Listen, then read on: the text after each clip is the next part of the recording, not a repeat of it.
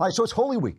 It is Holy Week. That begins with Palm Sunday. That is to celebrate, for those of you who, don't know anything about anything, that celebrates the day that Jesus entered Jerusalem. He was welcomed by the crowds. They waved palms in celebration. They threw clothes down to make a way for his donkey to come into town. And the same mob, basically, a couple days later, was calling for his crucifixion. So it is the fickleness of the crowd. And all week we will be celebrating this. It obviously ends in Good Friday, which is the day of the crucifixion, and then goes into Easter Sunday, the day of the resurrection. And I wanted to talk a little bit about this because I guess these stories have been much on my mind because it's Lent, but they've also been much on my mind because I find that I'm having very new and rich insights that are improving my life and deepening my joy in my relationship with God, but also in my relationship with the world. And I just want to think about this out loud for a while and see if it's helpful at all. One of the things about Jesus's life is that in many ways, and this is not an original thought on my part, but it reiterates the Old Testament. There's language in his baptism, in the story of Jesus' baptism, that echoes the language that's used in Genesis for the creation of the world. And it's supposed to reflect that. He has 12 disciples in the same way there were 12 tribes of Israel. And his death is talked about, happened on Passover, and is talked about as the Passover sacrifice. When they say in Catholic, or in what I'm in an Anglo-Catholic church, when they take the Mass, they say, Christ, our Passover, is sacrificed for us. And the Passover, of course, was when the Jews were freed from slavery in Egypt. And so as God freed the Jews from physical slavery in Egypt, Jesus frees all of us from our spiritual slavery to sin. But one of the ways that I don't hear them talking about a lot is the way Jesus reiterates the burning bush. To me, the story of the burning bush is maybe the most profound, maybe next to the creation story in Genesis, the story of the fall. It is one of the most profound moments in the Old Testament. Moses, or Charlton Heston, depending on what you believe, has escaped from Egypt. He's killed an Egyptian slave driver, and he has to run away. He marries a woman and marries the daughter of a rich, what would you call him? A shepherd, I guess. He's got a large flock, and he goes out to tend the flock. And Moses was tending the flock, reading from the Bible. He was tending the flock of Jethro, his father-in-law, the priest of Midian, and he led the flock to the far side of the wilderness and came to Horeb, the mountain of God. There, the angel of the Lord appeared to him in flames of fire from within a bush. Moses saw that though the bush was on fire, it did not burn up. So Moses thought, I will go over and see this strange sight, why the bush does not burn up. When the Lord saw that he had gone over to look, God called to him from within the bush, Moses, and Moses said, Here I am.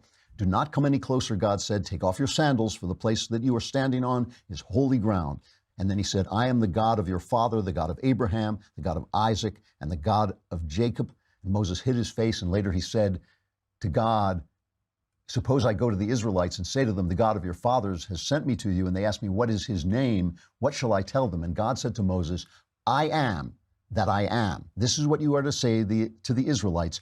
I am has sent me to you. And Jesus often echoes that I am statement. There are a lot of I am statements in the New Testament. I am the bread of life. I am the light of the world. I am the way and the truth and the life. I am the resurrection and the life. He's always saying I am and echoing that I am.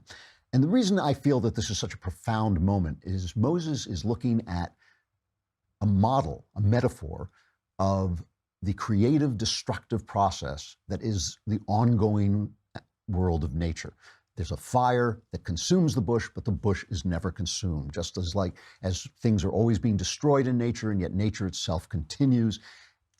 And that process itself, out of that process, a voice speaks and says, I am.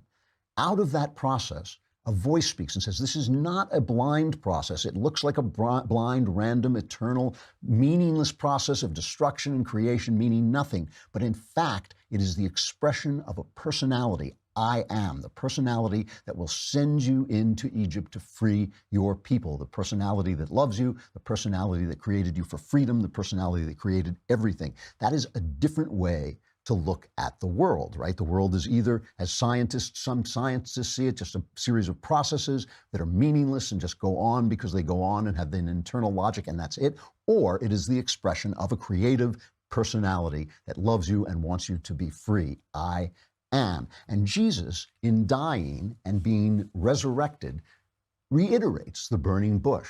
He reiterates that in your death, in a person's death, is also life. In a person's death and life, there is meaning. There is that I am. And that to me, the seemingly meaningless process of living and dying is not a meaningless process, because in you and in him, there is this I am. There is an I am of the process itself, and there is the I am of your particular life. And that seems to me to be the two different ways of living, right? It is living as if your life and everything around you is this mindless process that has no meaning, or it's living in the sense that it and you are the expression of a personality.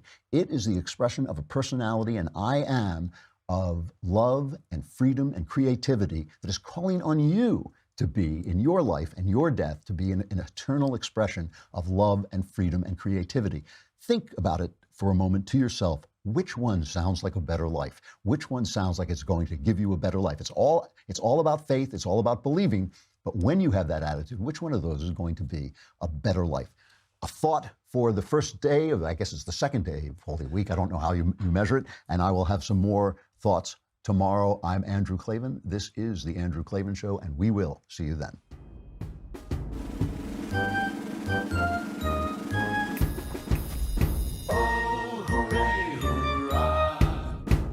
The Andrew Klavan Show is produced by Robert Sterling. Executive producer, Jeremy Boring. Senior producer, Jonathan Hay. Our supervising producer is Mathis Glover. Technical producer, Austin Stevens. Edited by Alex Zingaro. Audio is mixed by Mike Cormina. Hair and makeup is by Jesua Alvera. And our animations are by Cynthia Angulo and Jacob Jackson. The Andrew Klavan Show is a Daily Wire Forward Publishing production. Copyright Forward Publishing 2018.